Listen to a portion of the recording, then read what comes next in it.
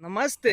तो भैया हम पिछले वीडियो में बतलाए थे कि खेसारी भैया का जो एग्रीमेंट का मामला था वो सॉल्व हो गया है और खेसारी भैया का गाना जल्द से जल्द आएगा। लेकिन भैया कुछ खेसारी भैया का फैन है या जो भी कोई हो, भैया कमेंट में ऐसे लिख रहा है लोग कि तुम खेसारी भैया का राइट हैंड हो क्या।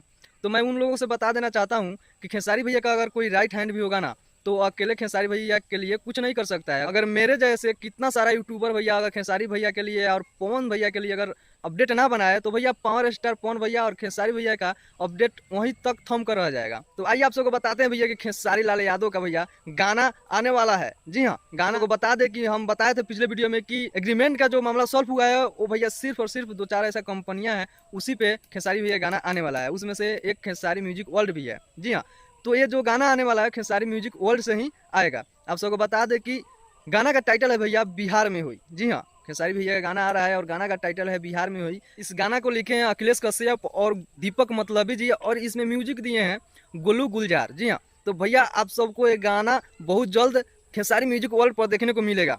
तो भैया बहुत दिनों बाद खेसारी लाल यादव का भैया एक गाना आ रहा है जिस गाना का टाइटल है बिहार में हुई। इतना दिन भैया ब्रेक लगाने के बाद अब खेसारी भैया के गाना आने के बाद भैया रिस्पॉन्स क्या मिलता है वो तो खेसारी भैया का फैन ही बताएंगे भैया कि गाना को रिस्पॉन्स कितना अच्छा मिल रहा है। और गाना जैसा होगा वैसा तो रिस्पॉन्स मिलेगा ही मिलेगा। तो आप सबको ये अपडेट कैसा लगा कमेंट करके जरूर बताइएगा। मिलते हैं अगले वीडियो में, तब तक नमस्कार।